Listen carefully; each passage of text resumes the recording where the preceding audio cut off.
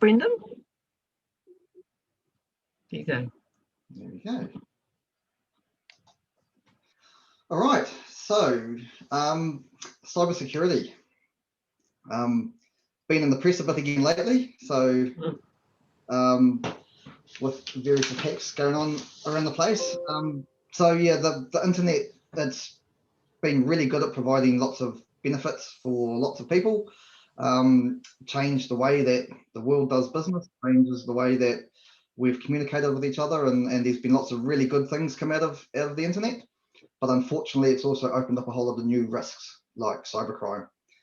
So cyber criminals, been a massive increase in the last few years with cybercrime, making their money from stealing things like credit card details or your personal details and selling them, or trying to make your data inaccessible and then using extortion to demand ransoms to get it back.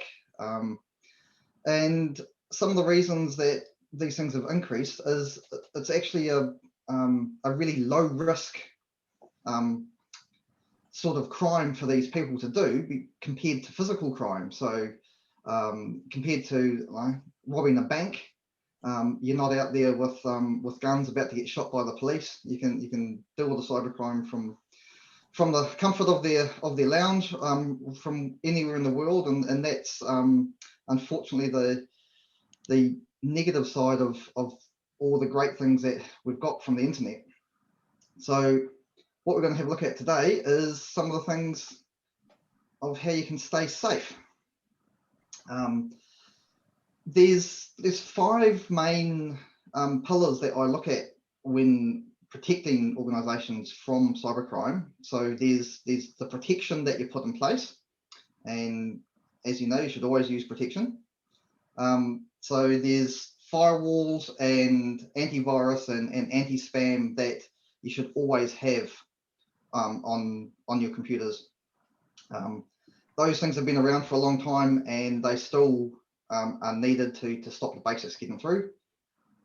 Education is a big thing because a lot of the tricks that the cyber criminals are using are very hard to detect these days. So having some education about what is out there and how to spot them is really needed, and that's what the session today is all about. Updates and patches. So when manufacturers of the software realize there's a vulnerability, they will do what they need to do to patch that and release some fixes. So you see this with your Microsoft stuff all the time, that there's updates and patches that get loaded. A lot of the things that they're fixing with those is backdoor holes that hackers have found to come in. So it's important to make sure that you are doing updates and applying patches when they get released. Having a backup is really essential as your worst case scenario. If something gets compromised and it gets all encrypted and you can't get to it, then you can just redo your machine and restore it from backup. So that's how people have been getting around these things if they do get caught. And if you're worried about your own systems and how good or what gaps you might have in things, then you can get a health check done. So a bit like going for a checkup on a regular basis, you can do the same things with your computer systems, and there's companies out there and that specialize in this sort of area, and they can come in and tell you what you've got at a good level, what you haven't got quite so good, and what gaps you've got and what you need to do. So just wanted to start with those 5 things because at a high level, there's not one thing you can do to protect yourself. It's a combination of things, and it's never going to 100% guarantee that you don't get things. It's all about reducing the risks, and you want to reduce them down to a point where they're manageable and acceptable. Unfortunately, it's a leapfrog game, whereas as soon as you get good at protecting against some way, the cyber criminals find another way to actually get you. So it's never ending. So what we'll do now is just look at the education side. So there's many threats out there that actually require someone to click on something to activate it. So this is where you've got things coming in via emails, or things that pop up on websites. And unfortunately, users are a major risk to organizations, because they're the ones that can accidentally click on the wrong thing. So if you're more aware of these things, and you're less likely to click on the wrong thing. At the same time, they're getting a lot smarter, and it's getting a lot harder to detect them. So we'll go through some of the things that you can look for, and at the end I've got a couple of examples that we can have a look at and see how many things you can spot on them that are not right. So when you click on something, it will activate some code that quite often runs in the background of your machine. So you might think that you're clicking on something that's a file that's been attached, but what it actually does is it runs some nasty code in the background, and it doesn't do what you think it's doing. So some of the types of cyber attacks, these are the main sort of things that are out there, and we'll go through these in a bit more detail. Malware, which is just malicious software. So that's a general term used for software that gets onto your machine, and it has some sort of malicious intent, whether that is to sit there and act as a backdoor for other things to happen, or stealing your data, or there's lots of different types of things that happen with malware. The ransomware, that's one that we've seen recently at the Waikato DHB, where they encrypt all the files and then demand a ransom to get them back again. Same thing happened recently in the States with a fuel pipeline, where they hacked in and shut off the pumps for the fuel pipe, and then demanded ransom to be able to turn the pumps back on again. And as all the petrol stations started running out of petrol, they it got pretty desperate for them over there. Phishing is where they go fishing for your information, and there's a few other types of that, the spear phishing and whaling.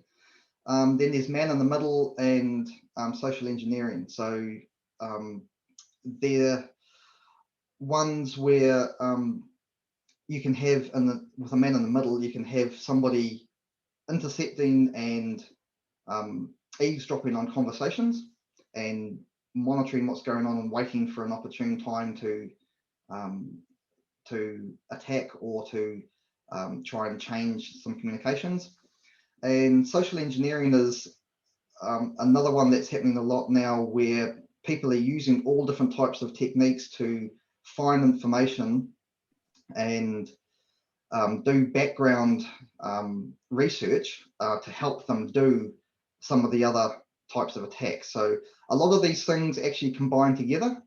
So people might be using social engineering to find some information that they can use to then send you a targeted email that you're more likely to click on, that installs some malware, so that they can then hold you to ransom. So there's lots of crossover between how all these things work. So the malware, that's, as I said, malicious software. It needs to get deployed onto your machine. So it's quite often the things that are in the attachments of emails, or it could be piggybacking on a download from a website. So there used to be a lot of sites around that offered free sharing for movies and music, and they were very dangerous breeding grounds for all sorts of bugs to come down. They would people would upload files to share and have them as a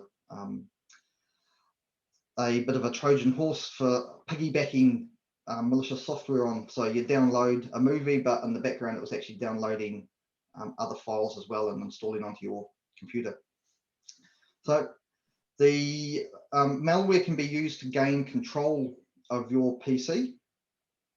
Once you've got control of it, they can do lots of things like stealing your information or deleting your data, or they can use them in what's called botnets. So once malware gets on there, they can use some of your computing power, and they join all these computers together around the world to then do more malicious activities, and they'll actually be using your computer as part of their botnet.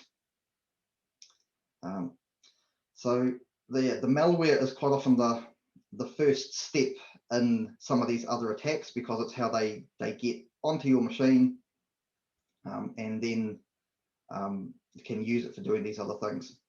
So there are some programs around that have malware detection in them with your antivirus. So quite often the entry-level antivirus will just detect viruses, but then the next level up of license might have some malware built into it as well. So it's quite often the ones where you get a free license and it will only do so much, but if you pay for a license, it'll have more features, and that's one of the things that quite often comes in the paid version, is the malware detection. Be wary of some of the free malware detections that pop up on websites offering to do a check of your computer and scan for malware and then remove it. Some of them are actually malware themselves. So you click on it thinking you're going to check your machine and clean it, and what you're actually doing is installing it in the first place. So if you're going to use anti-malware software, make sure it's from a reputable supplier and it's a well-known name brand of software to use. If your computer does get infected, you may never know because it just sits in the background and runs. What you may notice is that your machine starts to run a bit erratically. It might be slowing down a bit. There might be some weird things happening, and that's because the malware's taking over some of your processing power or doing some other things in the background. If you do get it and you have a malware infection, sometimes you can remove it. Sometimes it's better just to reformat your whole machine and reload it. So that comes back to that having the backup of things. If your machine does get infected, the only way to really make sure it's gone from your machine is to reformat it and reload everything from your backup. So important to have backups.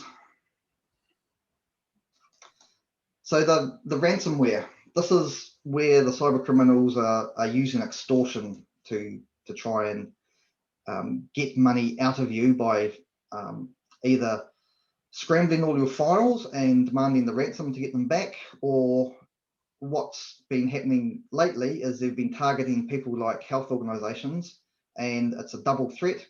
So you either pay them to get your files back, and if you don't do that, then they threaten to release all that private information out to the public. So they're getting more clever as to what they can use for their extortion demands. A lot of people won't pay ransomware, and it's something that you should never pay. There's no guarantee that they would unencrypt your files. Man, they are criminals. Do you trust them to do what they say they're going to do?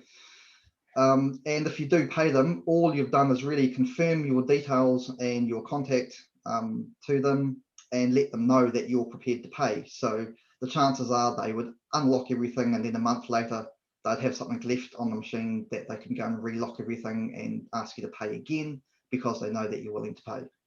So generally the rule is don't pay people. It only encourages them to do it more. And that's one of the reasons why that they're now starting to threaten to release this private information out, is because people don't pay when they get all the files encrypted. They just go to their backups. So now they're saying, well, if you do that, we'll release all of your data. They usually use Bitcoins for their payment because it's not traceable. So back at the start, I said, no, it's a very low risk thing for criminals compared to physical crime. It makes it really hard to trace them with things like the Bitcoin. So once again, it's low risk for them. Which doesn't help us much, but yeah, with ransomware, the big thing is not to pay them because that just encourages them to do it more. So phishing, which is gets its name from the actual going fishing for a fish. They spell it slightly differently to distinguish it, but it's when the cyber criminals will throw out some bait and try and hook you in. So using a phony website to imitate the real one. So they'll build a website that looks just like the real one and get you to try and log into it. Instead of logging in, what it does is it captures your usernames and passwords. The really clever ones, they will imitate the real site, get you to log into it, collect your username and password, and then redirect you back to the real actual site. And using the username and password they've just collected, they will then log you in. So from what you see, you've entered your username and password and you've just logged in. What's happened though is it's gone to the phony one first, collected those details, and they've now got your username and password. Now, part of the problem we have with passwords is many people use the same username and password for many things. So your Netflix username and password might be the same as the one for your bank account. So if they steal it for your Netflix, they can then go and try it on your bank account. That's part of human nature with passwords, is it's hard to remember lots and lots of them, so we tend to use the same one over and over again.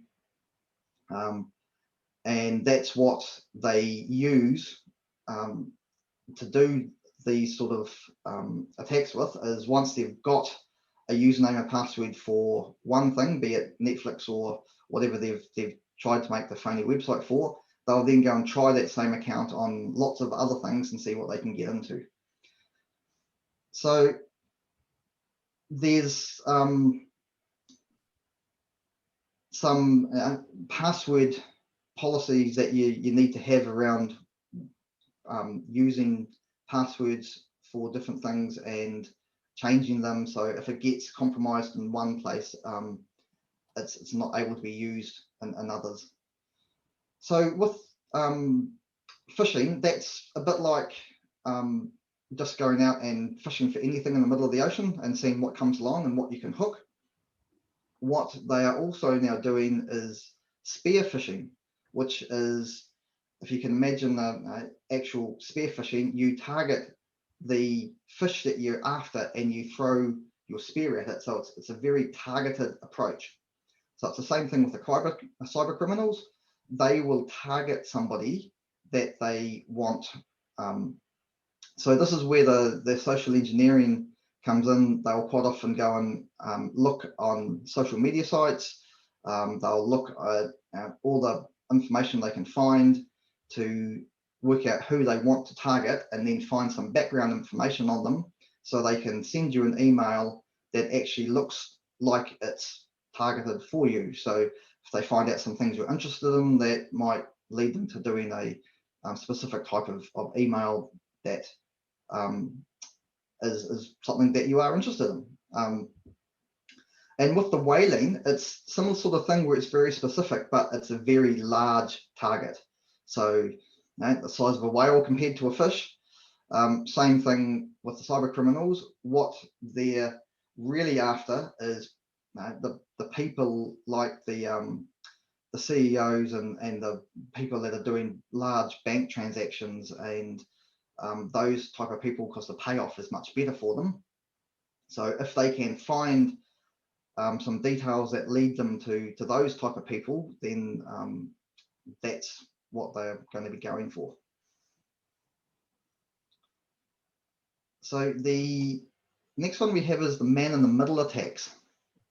Now this is ones that can be happening for quite some time before they actually act on it.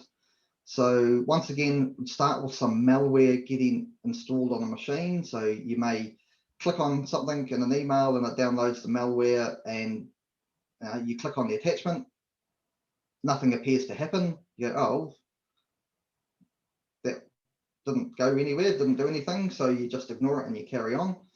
In the meantime, it's installed on your computer and it's running in the background, and they will sit there and watch everything that you're doing on your computer, or they'll be watching all the email communications that go in and out. When they get to a point where they can see something about to happen that they want, like a big bank transaction, they will then jump into the middle of that conversation and impersonate somebody at either end of the conversation and change the details to be their own. So this does happen. I know of companies that's happened to in New Zealand in the last couple of years, where they've been going to do rather large bank transactions, and at the last minute they'll get an email from somebody pretending to be the lawyer at the other end and saying, oh, can you please use this bank account to transmit the funds to? And they then go and do the transaction, but the bank account they've put it into is the cyber criminals. Really hard to get the bank to reverse that because it's a legitimate transaction that you have initiated. So it's if it's credit card fraud, and somebody's done transactions on your credit card because they've stolen your credit card details, then you can go to the bank and say, please reverse these transactions because I didn't authorize them. But if someone's done a man in the middle attack and gives you a bank account number and you willingly put money into that bank account, it's a little bit harder to get them to take that back again.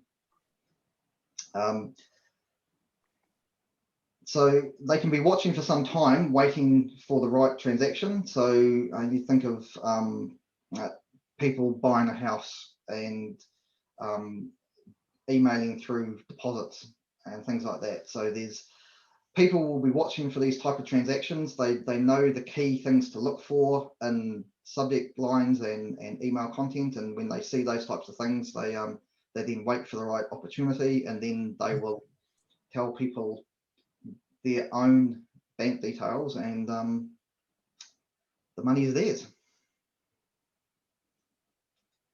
So social engineering, as I said, this is something that can be used to help them do a lot of the other types of things. So it's the good old con tricks of manipulating people into giving out their information. Plays on human nature, but where we generally want to help people, and we generally trust people. So if somebody rings up and asks you for some contact details for somebody, you normally give it to them. So it's normally part of a bigger scheme, and it's referred to sometimes as the human version of phishing. They're trying to get contact details, and they're trying to understand all the people in your organization, because sometimes it's easier to hack the person than it is to hack the computer. Once they've got that information, they can then use it for things like spear phishing and whaling attacks, because they can customize an email that makes it more acceptable to that person that it's real, because it's got things that they can relate to in it. So that's sort of an overview of some of the main types of cybercrime that's out there. So what do you need to do to spot it? There's some general guidelines on things. If you're offered something that you're not expecting, be suspicious. If you get an email from somebody you don't know, be suspicious. The other thing that they quite often do with these is they have a sense of urgency to them. So they'll tell you that you need to renew your bank details straight away, because if you don't, you'll get locked out. Or you need to renew your Netflix subscription and go here and confirm your details, because if you don't, you'll lose access to it, and you need to do it in the next 24 hours. So they have this sense of urgency because they're trying to get people to panic and hurry off and do something without actually stopping to check it properly first. If you get offered something that sounds too good to be true, then it is probably a scam. Sometimes you'll get offered things and it doesn't seem right. Like I've been sent emails from a bank telling me that I need to confirm my details, but I don't have an account with that bank. So if something is not right, then it's, you know, you've got to treat it with suspicion as well. Getting sent an invoice from someone where you haven't ordered anything from them, you can expect that invoice will not actually be an invoice, it'll be some sort of malware. As I mentioned before, if you do get malware, your computer will sometimes start running slow or behaving erratically, and that's sometimes the first sign that actually something has happened, because you don't know often that you have got these malware infections. And the details changing at the last minute, that's what happens in the man-in-the-middle attacks. So if you get an email from somebody changing something like a bank account detail, and it's happening at any time really, but quite often at the last minute, you should be suspicious, and you shouldn't take the email as the guide to do it. You should always contact the person and verify details. So that's one of the things that is a really good piece of advice when you don't know if something's true or not. Instead of believing what's on your computer screen, ring the person involved and actually verify it with them by talking to them. So a lot of these do come in by email, and there's some things in the emails that you can look out for to know that they're not quite right. So sometimes they'll be missing your name. So they'll have a generic greeting. They'll just say hi, and then there'll be a space and a comma. Or they'll put your email address as the name, or they'll have some other funny greeting. The sender email address, when you look at who it's come from and check the domain name in it, sometimes it's not a .nz or a .com, it'll be a something you don't recognize. So it might be coming from some funny little country on the other side of the world, and that just doesn't sound right for the company who has sent you that email. So that's another good place to spot things that are not right. A lot of them will have spelling mistakes and bad grammar. A lot of these people don't have English as their first language, so they've used translators and things to try and put them into English, but a lot of them don't sound quite right. Some of them will pretend to be from a company, but it's missing their logo, or it's a really bad logo which has been cut and pasted off a website, and it's all looking a bit fuzzy, or it's an old logo that they don't use anymore. If you get an email with a link to take you to a login telling you that you need to update your details or verify some details and click here to log in, that is quite often a sign that it's not correct. A bank will never ask you to verify your details in an email. So if you get one from a bank asking to do that, it will be fake. Banks know it's not a good thing to do, so they just don't do it. If you get an attachment you're not expecting, then it's something to be suspicious about. That's the method that a lot of them use for downloading the malware, is in an attachment. So if you get something from someone that you're not expecting, then you've got to ask yourself why. Once again, if you get an email from somebody and it's got an attachment and you're not sure if it is correct or not, then try ringing the person and saying, hey, did you just send me an attachment? There are sometimes genuine reasons for sending people attachments. So if you want to verify that, then try and find the person to talk to verify it. So things you can do to stay safe: never clicking on an attachment you weren't expecting. And if you get an email that you're not expecting at all, the best thing to do with it is delete it. If it was something that you were supposed to do and you delete it, then they're likely to contact you either by phone or send you another email, in which case you can then phone them and verify it. Don't click on a link to log into a website. So if you get something from Netflix to say that you need to go and verify your details and you're not sure if it's true or not, don't click on the link in the email. Go to the Netflix website and log in that way. So if you type the actual address into your browser, you're going to go to the proper website, not to the fake one, and you can log in and do what they say that you need to do that way, but don't get to it from the link in the email. Don't use the free sharing sites for downloading music and movies. These were really popular years ago. They were a really bad place to get malware from. Most of the time these days, people have got their Spotify accounts and you've got Netflix and all the other things to use, and you don't need to go to these free sharing sites anymore.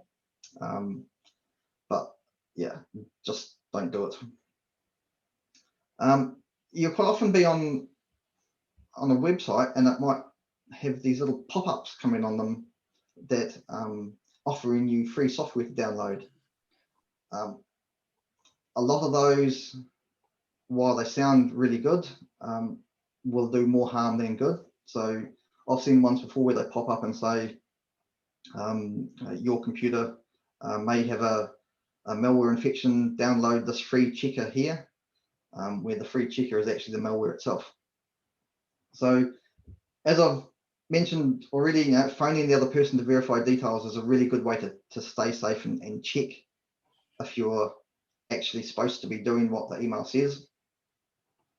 Now, the other thing I do is I don't use my work email for personal subscriptions. So it's really easy to get free personal email addresses these days from Gmail or Outlook.com or lots of other places. So if I get an email to my work email address that says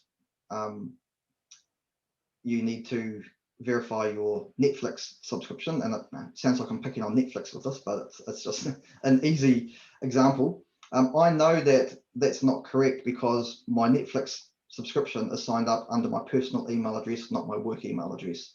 So anything like that that comes to my work email address, I know is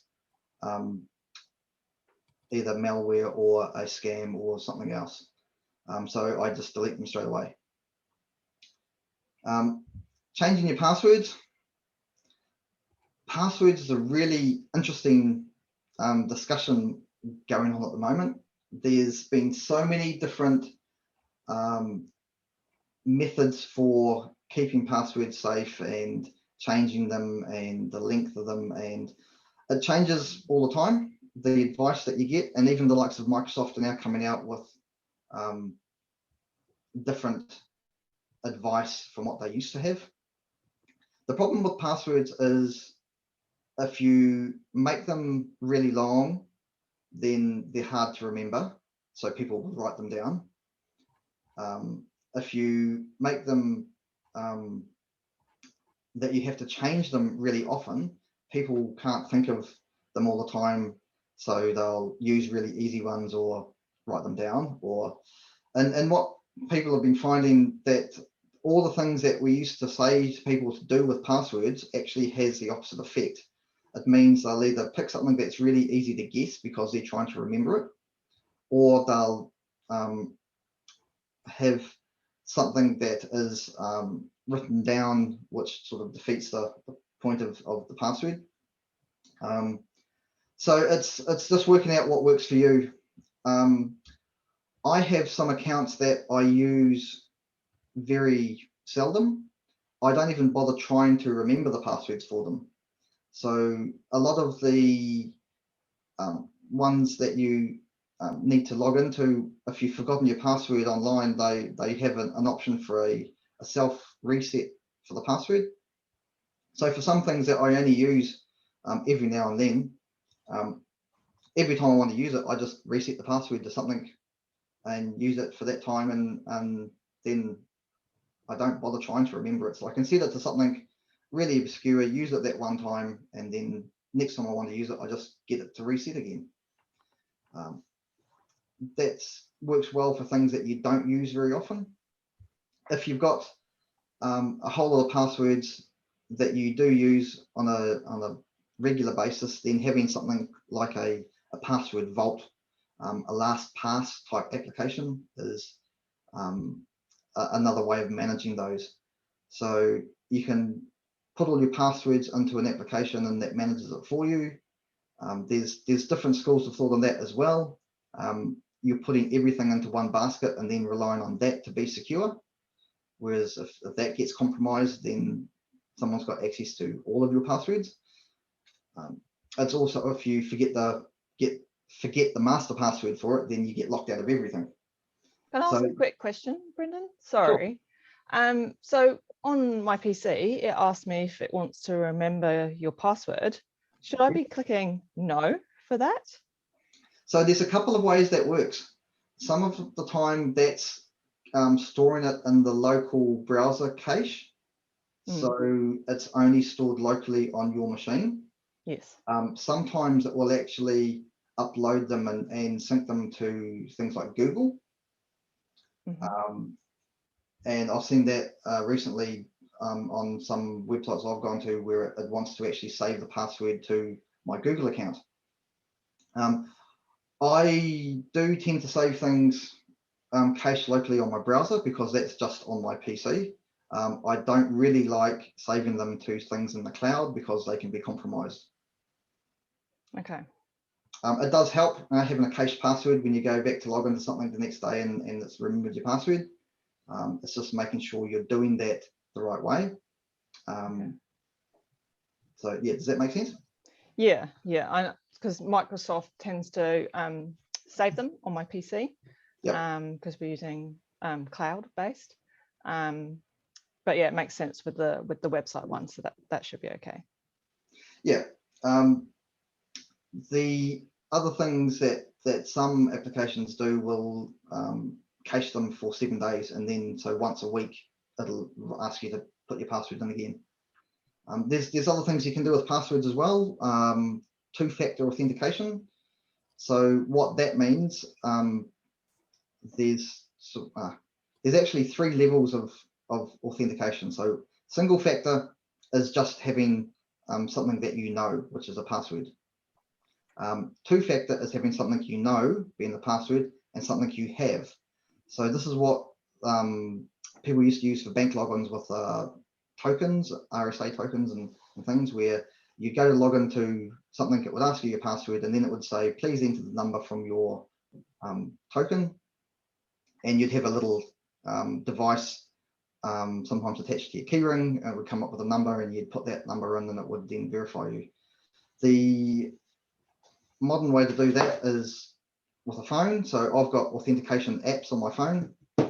On some websites, when I go to, it will then send a message to my authenticator, and I have to then put my password into my phone and click on the button on the app on the phone before it will let me in. So Xero has just implemented this.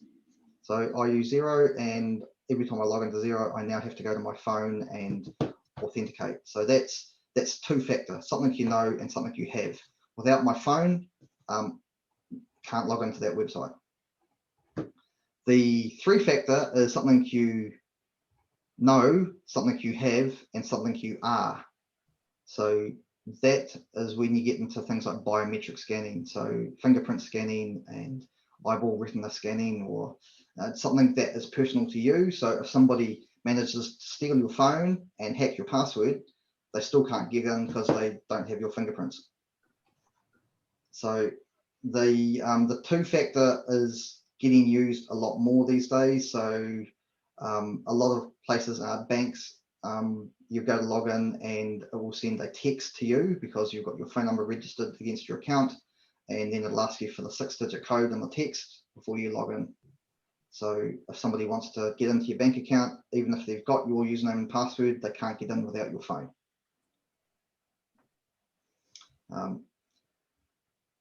Okay, so I've got a couple of examples next, but were there any other questions on any of that?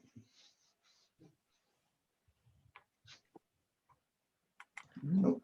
Brendon, are you going to talk about, right at the beginning of the session, you talked about having firewalls and Yes. so on. Are you going to go into that in more detail, or is that for another day?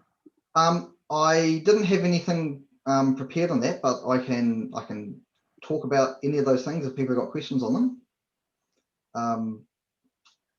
I don't know. Does anybody have questions on them?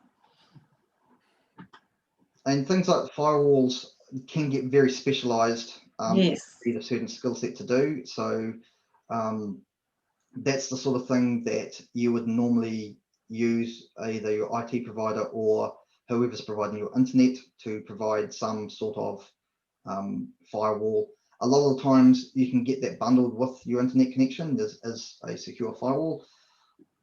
A lot of home connections don't have that type of protection on them. There will be some basic firewalling on the router, but not a specific firewall in place.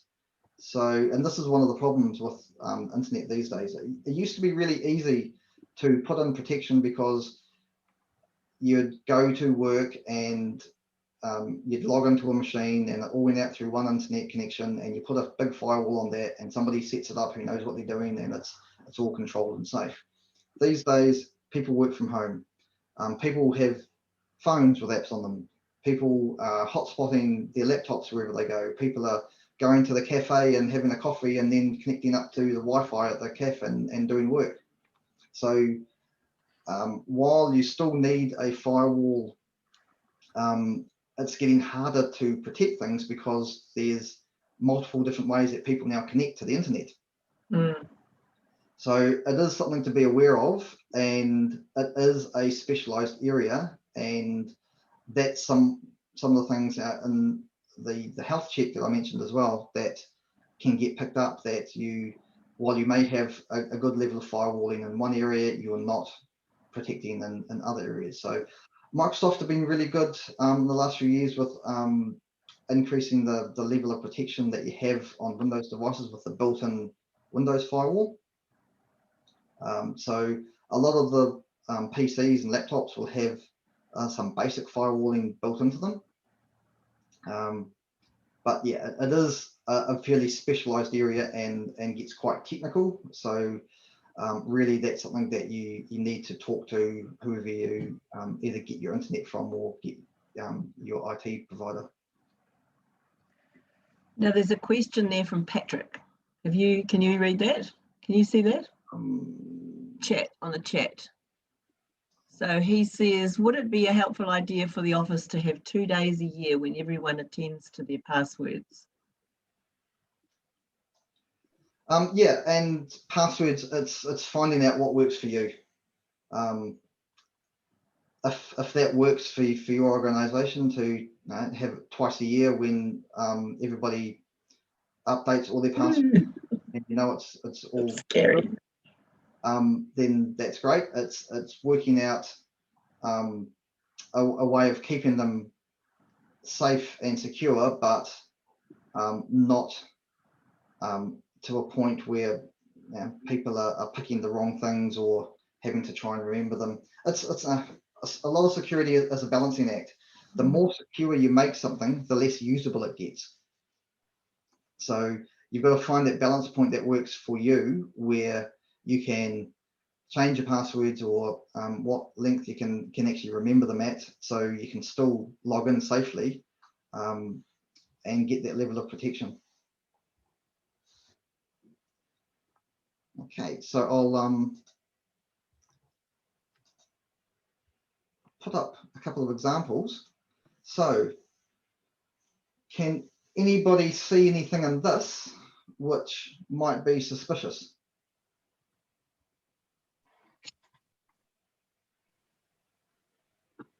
The email address?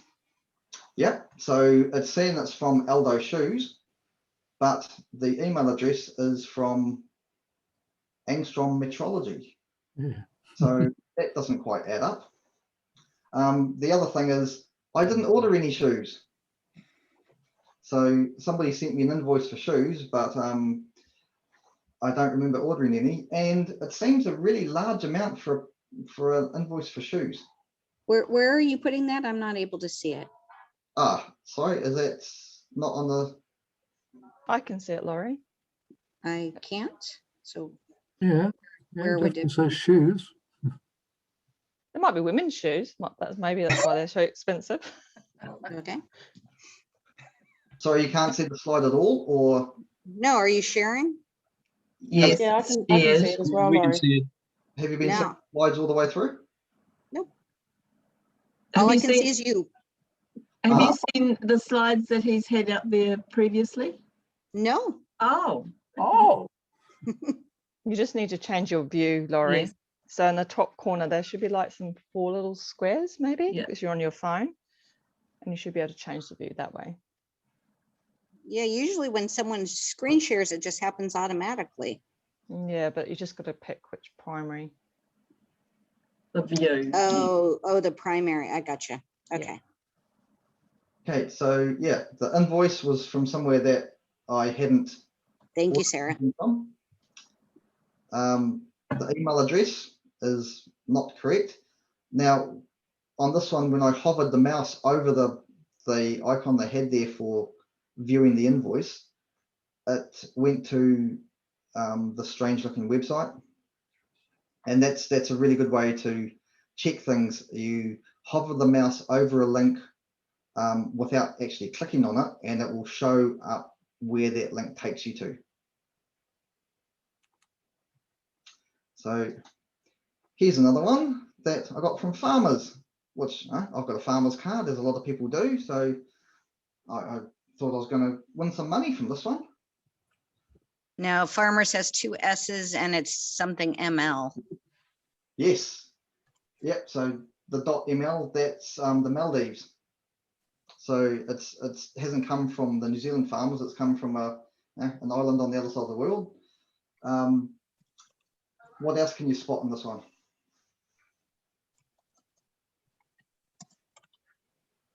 The change in font and the buttons to click. So like continue and go survey have different fonts. Yeah. And there's also the urgency there. If you don't, we have to give this chance to the next lucky finalist. Yes. The cards themselves are anonymous as well. So what was that one? I'd say the cards themselves are anonymous in the picture. It just says $500. It doesn't say anything about farmers. Mm. Yeah. Yeah. Nice. So yeah, the farmer's address is not correct. The greeting says hi, and then a comma. Mhm. If they're sending it to me, it should be sent to me. Could be your lucky day. So when something sounds too good to be true, it normally isn't true.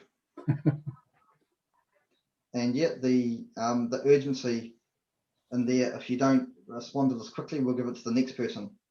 And I do often think these days that if you actually do genuinely win a $500 voucher, it's going to be really hard to actually convince somebody that they've won a $500 voucher.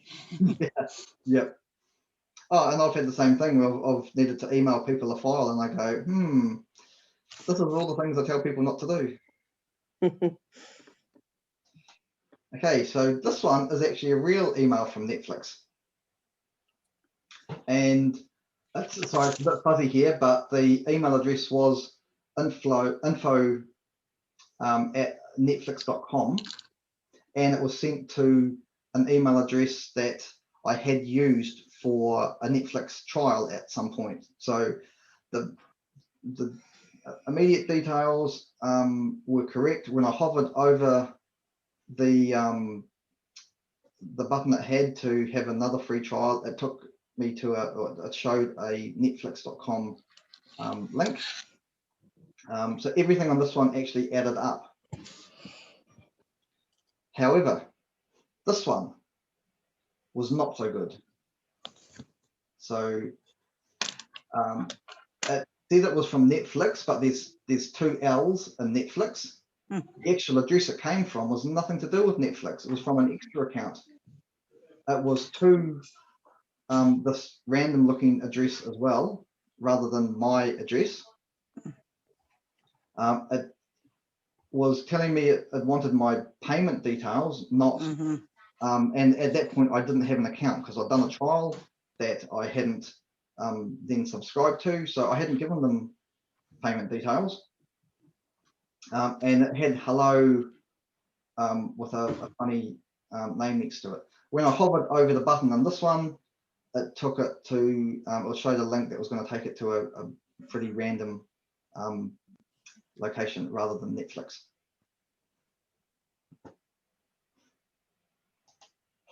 So yeah, some of the addresses weren't correct, greeting wasn't correct, the link wasn't correct, so that one didn't pass at all.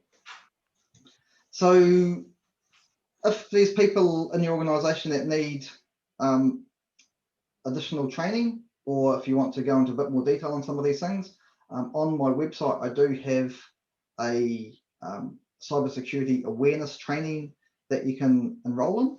So this is that's the just a cut from the website, and it will take you to a place where you can enroll in a course. It's anybody can go and do this. It's a relatively low cost course to do, and it's got about 90 minutes of videos and explanations and things on with little quizzes all the way through and some examples of things. So basically the stuff that we've gone through today, but in a little bit more detail. So if there's others you know of who could do with some awareness training of what's out there and what to do and what not to do, then there's an option for them. And if there's anything else I can help people with, there's my contact details. And that's just about it. End of time. Great, thanks, Brendon. Has anybody got any last minute questions before we sign off? One thing that we see often is text messaging, telling people to go buy something, or text messaging that is purportedly from one of us to the other one. Have you seen that a lot, Brendon? Yes. So texting is been something that people are using generally a lot more than they used to. So it's sort of the next thing that the cyber criminals are trying to work out how they can use to doing their nasty things. So you're starting to get a lot of spam on text as well. Same sort of rules apply. If you get something from somebody that you're not expecting, asking you to do something that is not relevant to you, then be very suspicious of it. You can get antivirus programs for phones, which will help with some of that type of stuff. But texting, it's just like a lot of these things, it becomes a nuisance, and all you have to do is just delete them or ignore them.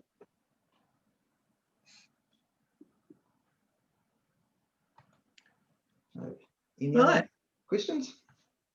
Thank you very much. Well, I hope that's been useful. Thanks, Yes, indeed, Brendon. thank you. So I'll post this on our website, probably linked from a Facebook page too. So if anybody wants a refresher, that's where it'll be. Thanks, Brendon. Thank you. Thanks, Kathy. Thanks, Thank Kath. you, Brendon. Bye. Bye. Thank you. See ya.